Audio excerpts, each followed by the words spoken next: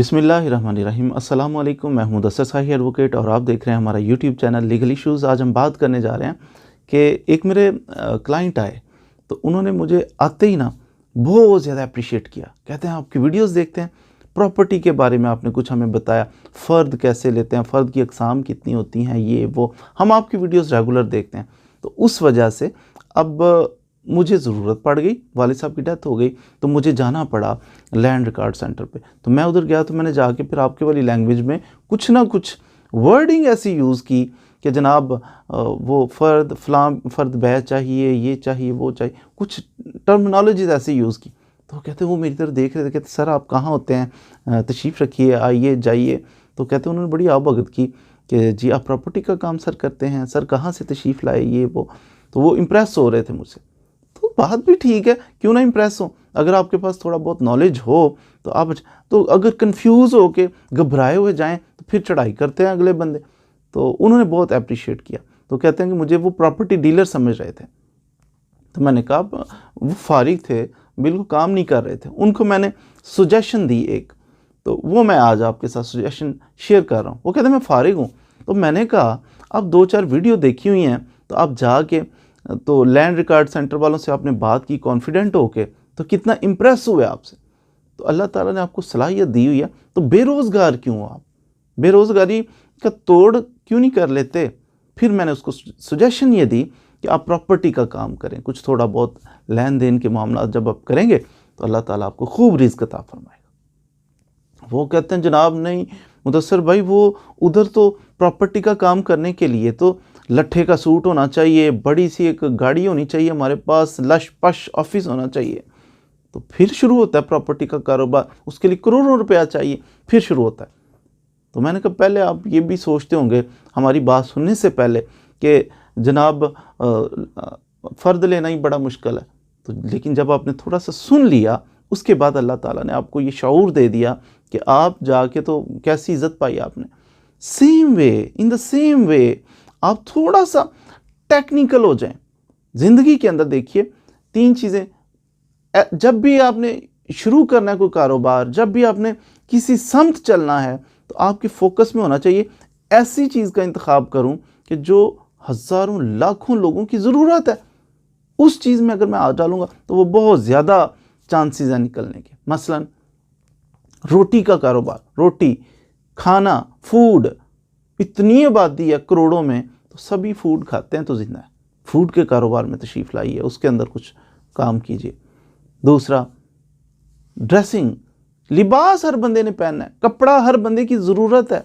वो है ना रोटी कपड़ा और मकान, नारा भी है हमारी पार्टी, एक पीपल्स पार्टी का गालिबन ये नारा। अब रोटी कपड़ा और मकान की भी हर बंदे को ज़रूरत है। और हमारी ग्रोथ रेट देखा आपने कि हमारी कितनी ज़्यादा आबादी बढ़ रही है, बहुत ज़्यादा आबादी बढ़ रही है। उसी हिसाब से एक मकान है, अगर 5 भाई हैं तो 5 को अलग अलग घर की ज़रूरत पड़ेगी कल को, फिर उनके बच्चों को ज़रूरत पड़ेगी, तो काम बढ़ रहा है। तो प्रॉपर्टी का काम भी रोटी कपड़ा और मकान, इन पे फोकस कीजिए।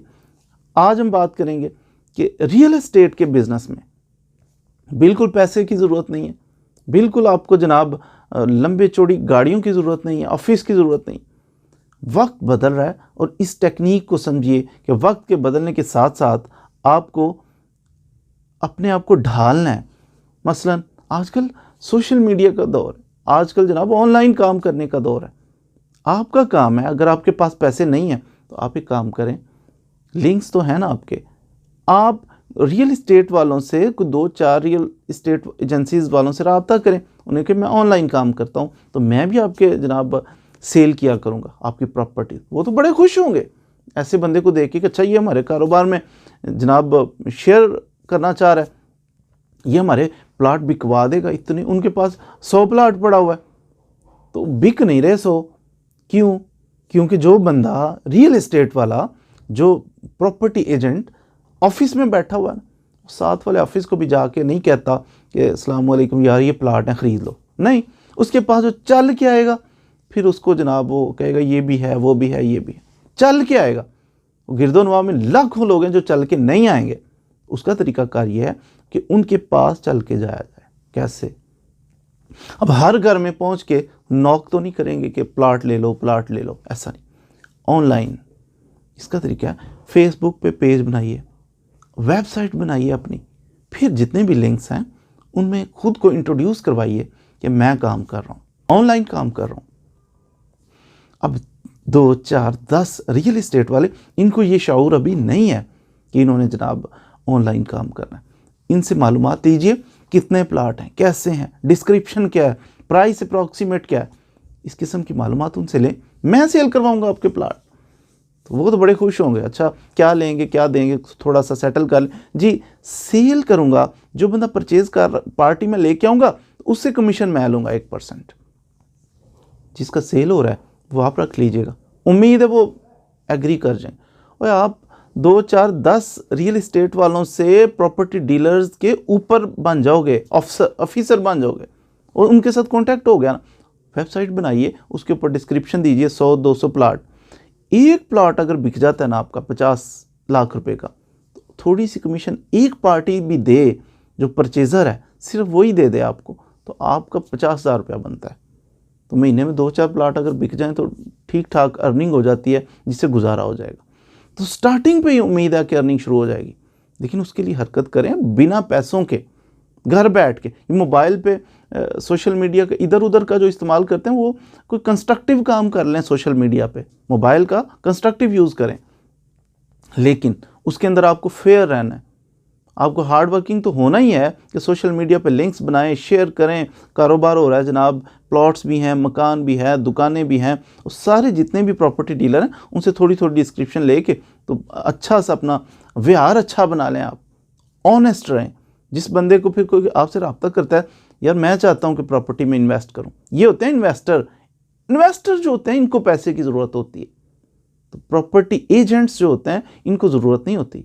ये तो हेल्प आउट करते हैं बस, इसको पकड़ा उससे मिला दिया, तो इससे भी कमीशन लिया, उससे भी कमीशन लिया। बाद दफ़ा 1-1% लेते हैं, बाद दफ़ा 2-2% लेते हैं, वो मुख्तलिफ सिनेरियोज़ में होता है।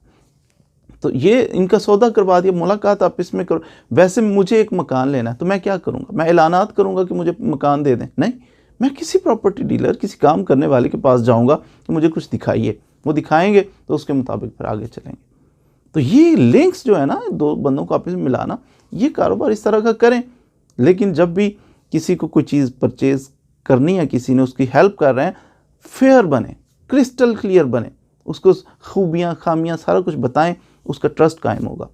बता के कमीशन लें कि जनाब मैं ठीक है, मैं आपकी हेल्प करता हूँ और ये इस तरह का काम कर लेते हैं, तो 1% कमीशन लूँगा या 2%, जो भी, उसके साथ सेटल करें। सेटल करने के बाद फिर उसका सौदा करवाएं, फिर उससे कमीशन आप रिसीव करें। पाकिस्तान के अंदर हर दूसरा बंदा जो है ना प्रॉपर्टी एजेंट है। वो आप अपने सगे भाई के साथ भी 2-4 कदम चलें, तो 2-4 कदम चलने के बाद आपको पता चलेगा वो भी जनाब थोड़े से पैसे बीच में उसने रखे हुए हैं कमीशन। वजह वो अपने ज़हन को सेटिस्फाई करने के लिए, देखिए मैं चल के गया हूँ, मैं चल के आया हूँ, मैंने ये किया है, मैंने टाइम दिया, तो वो भी अंदर खाते थोड़ा कमीशन मार रहा होता है। ये गलत बात है, ये अच्छी बात नहीं है।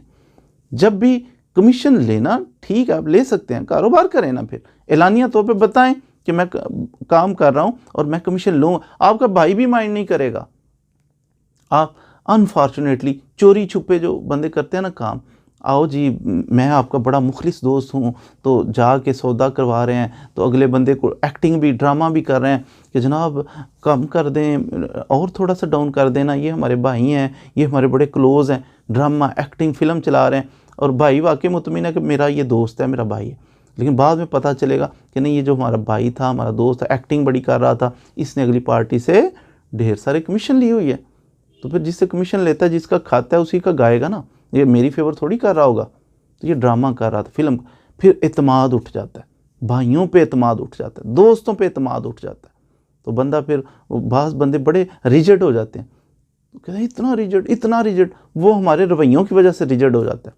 किसी को लिफ्ट नहीं करवाता, बुलाता नहीं, अमीर बंदा जी लिफ्ट नहीं कराता, हमारे रवैयों की वजह से वो बेचारा ऐसा हो जाता है कि हमने जो फटियाँ लगाई होती हैं, चोरी छुपे जो कमीशन खाए होते हैं, तो एतमाद नहीं रहता कि कैसे फ़िल्म चला रहा था, ड्रामा चला रहा था, मेरा भाई है, बड़ा ताल्लुक़ है, मेहरबानी कर दो, लेकिन अगले बंदे से मिला हुआ था, कमीशन के चक्कर में था। ये कभी नहीं करना, ऑनेस्ट रहना है। आपको प्रॉपर्टी के बारे में होनी चाहिए। प्रॉपर्टी क्या होती है, इसकी पैमाइश कैसे करते हैं, इस पे हमारी वीडियो अलग से है।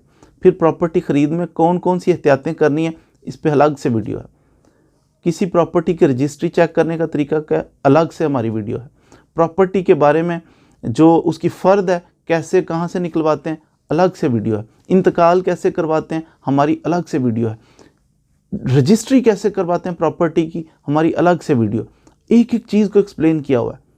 आप बिलखसूस जो प्रॉपर्टी का काम करना चाह रहे हैं उनको चाहिए ये सारी वीडियोस प्रॉपर्टी से रिलेटेड हमारी ज़रूर देखें, और नॉलेज आएगा, कानूनी पेचीदगियाँ क्या हैं इनका पता चल जाएगा। तो आपके साथ कोई बंदा डील करता है तो उसको आप गाइड कर सकेंगे, जनाब रजिस्ट्री करवानी है, उस पर इतने किस्म के टैक्सेस लगते हैं। अच्छा, आप मकान खरीद, आप पे फ़लाँ टैक्स नहीं लगेगा, आप तो गाँव से ख़रीद रहे हो, आप तो जनाब CBT नहीं लगेगी, आप पे फ़लाँ टैक्स नहीं लगना, ये लगना है, ये इतने % होता है, वकील साहब की इतनी फ़ीस होती।